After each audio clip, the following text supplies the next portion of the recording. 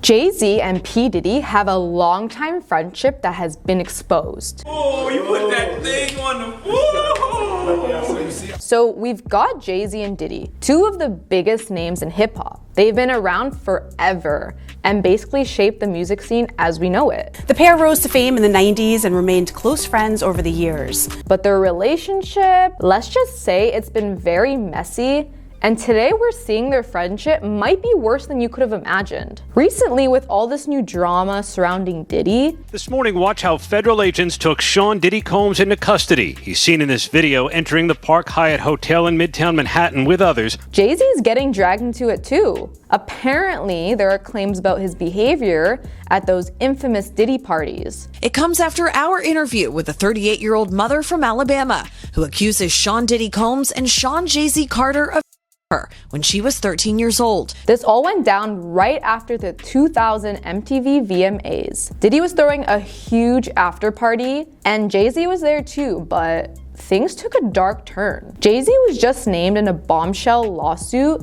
that was refiled on December 8th, 2024. So this isn't the first time that these claims have come up, but the original lawsuit was filed back in October and it only named Diddy as the defendant. Now, Jay-Z's being dragged into the mess too. So the person making these claims says that back in September of 2000, when she was only 13 years old, she was put through unimaginable things by both Diddy and Jay-Z. We still don't know whether these claims are true or not, but if they are, that will be absolutely devastating and completely unacceptable. But let's rewind to where this friendship all started. Back in the 90s. Diddy was already a big deal at Uptown Records, producing hits for stars like Mary J. Blige, but it was his own label, Bad Boy Records, that really made him a legend. He signed artists like Biggie, Faith Evans, and Mace, and basically ruled the East Coast sound. Meanwhile, Jay-Z was this rising star from Brooklyn,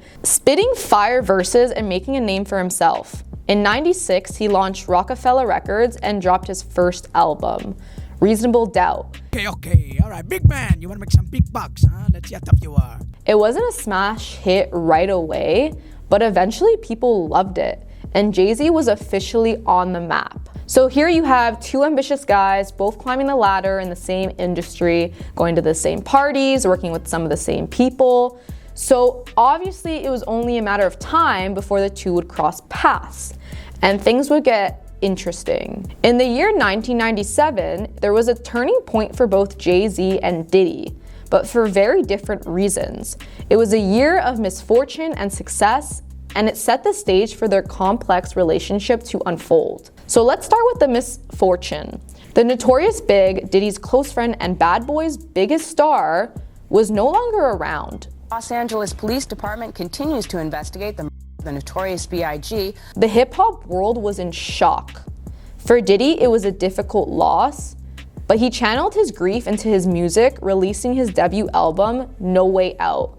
The album featured the mega hit, I'll Be Missing You, a tribute to Biggie that topped the charts and solidified Diddy's status as a solo artist. While Diddy was dealing with the situation, Jay-Z was on the rise.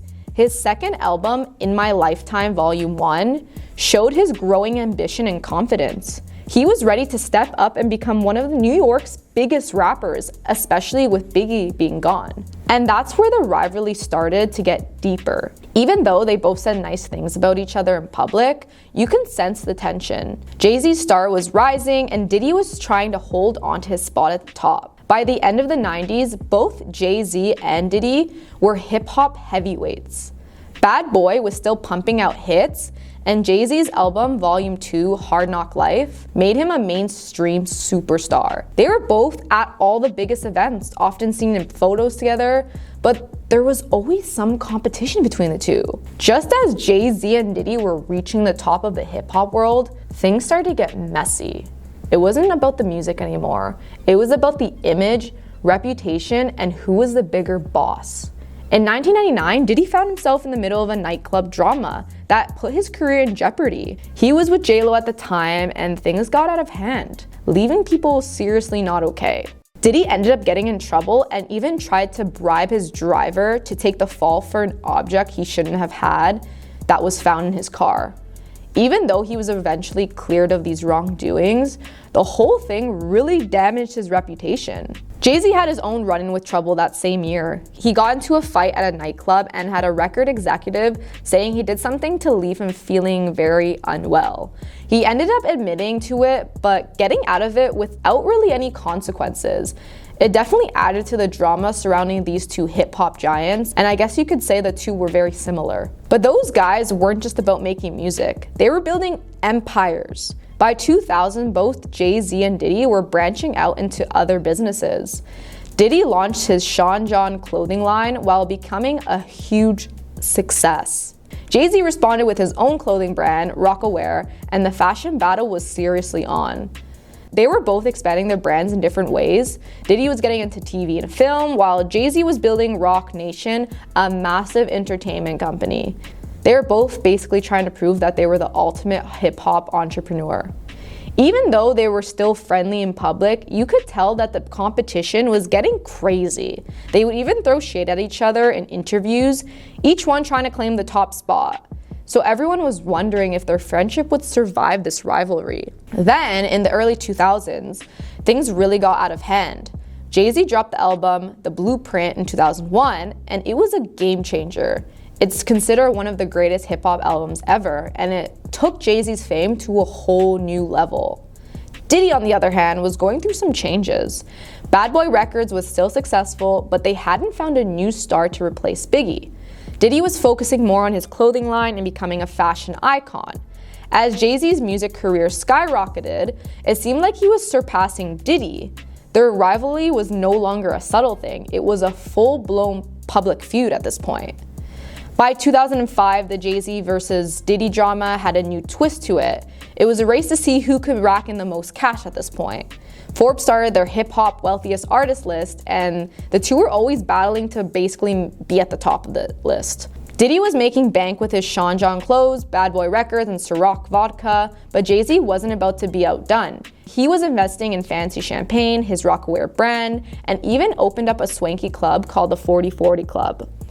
Even though the media loved to play up this rivalry, both guys tried to keep things cool in public. Diddy would say it was all friendly competition, good for the hip-hop world. Jay-Z, as always, was more low-key, letting the success do all the talking. But behind the scenes, things were getting messy. People were whispering about clashes over business deals and partnerships. It wasn't just a friendly rivalry anymore. There was real tension brewing here.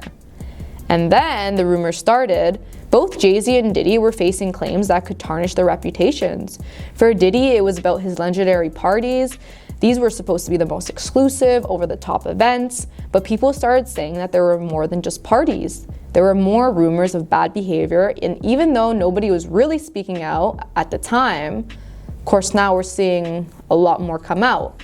Jay-Z had his own problems. He was making big moves in the business world, but people were accusing him of shady deals and questionable tactics, especially with his investments in companies like Tidal. He still had a cleaner image than Diddy at the time, but the cracks were starting to show. As the 2010s rolled in, Jay-Z was one of the top at the game. He dropped The Blueprint 3 in 2009, which was a massive hit, and his marriage to Beyonce made him practically royalty at this point. But Diddy wasn't going down without a fight. He reinvented himself again, this time with a new album and a new group called Diddy Dirty Money. He was showing everyone he could still make hits and evolve as an artist and businessman.